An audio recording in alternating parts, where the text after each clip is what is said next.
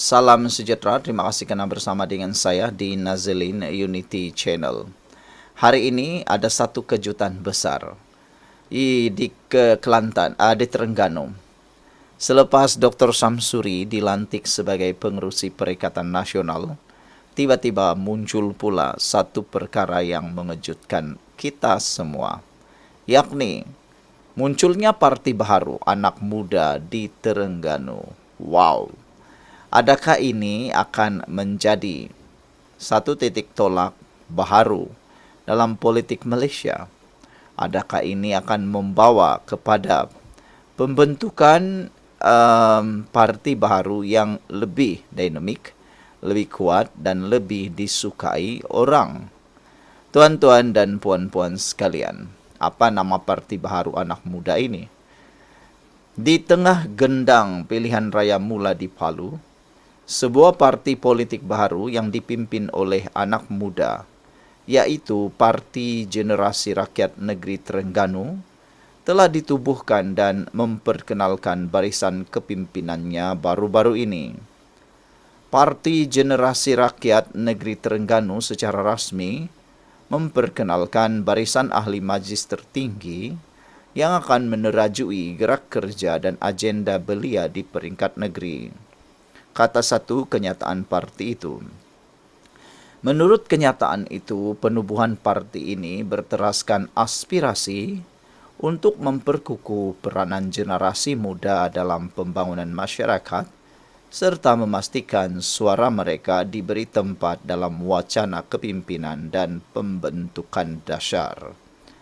Barisan kepimpinan yang diumumkan terdiri daripada individu berintegriti dan komited memperjuangkan agenda belia yang progresif dan inklusif, katanya.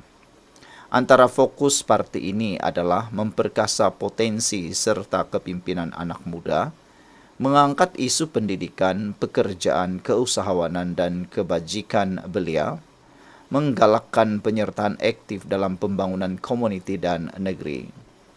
Kami percaya gabungan idea segar dan semangat anak muda mampu diterjemahkan kepada tindakan yang memberi impak sebenar kepada Terengganu, katanya. Parti ini juga menyeru seluruh generasi muda untuk bersama menyumbang idea, tenaga dan kepakaran demi masa depan negeri yang lebih dinamik dan sejahtera. Suara belia bukan sekadar gema, tetapi kekuatan yang membentuk masa depan, kata kenyataan itu. Berdasarkan selarai kepimpinan yang dikeluarkan, pengerusi parti ini adalah Muhammad Ishan Mat Nasir, seorang bekas pelajar Uni SZA Gong Badak Kuala Terengganu. Beliau juga terlibat dengan NGO Haluan, sebuah pertubuhan bukan kerajaan berteraskan Islam. Baiklah, ini satu perkembangan yang baru untuk Terengganu, satu perkembangan yang sepatutnya kita sambut dengan baik, karena kadang-kadang kita terfikir juga bila agak-agaknya pemimpin muda yang akan memimpin negara Malaysia.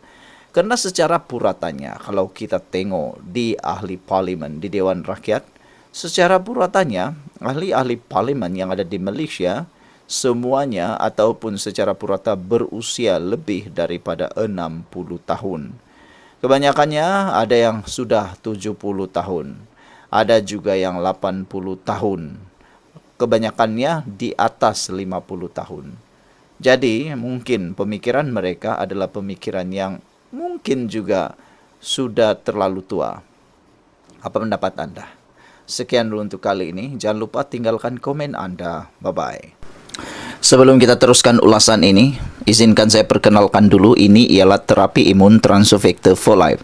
Terapi imun yang meningkatkan daya imun badan kita sehingga 400%.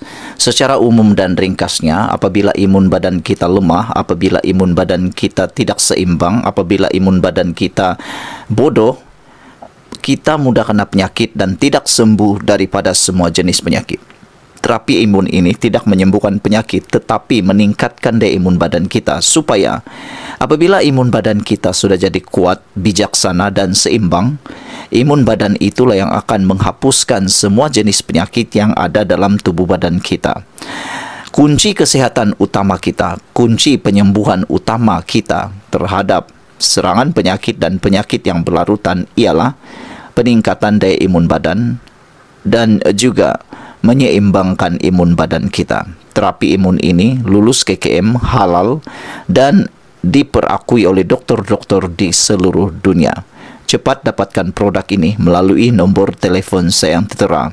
Jangan tunggu lama-lama, mungkin ini adalah jalan dan peluang yang Tuhan hantar berikan kepada anda untuk lepas dan bebas daripada masalah kesihatan anda. Cepat dapatkan produk ini melalui nombor telefon saya yang tertera. Salam sejahtera, terima kasih kerana bersama dengan saya di Nazilin Unity Channel. Akhirnya, Khairi Jamaluddin kembali dalam arena politik. Tuan-tuan dan puan-puan sekalian, Khairi Jamaluddin mahu kembali ke UMNO selepas Zahid umum buka pintu. Bekas Menteri Khairi Jamaluddin dipecat UMNO pada Januari tahun 2023 kerana melanggar disiplin parti ketika PRU 2022. Bekas Menteri Khairi Jamaluddin menyatakan hasrat untuk kembali ke pangkuan UMNO selepas Presiden UMNO Zahid Hamidi hari ini berkata, parti itu membuka pintu seluas-luasnya kepada bekas ahli yang dipecat atau digantung. Dalam reaksi terhadap pengumuman itu, bekas Ketua Pemuda UMNO tersebut berkata, beliau sudah lama sebut ingin kembali kepada UMNO.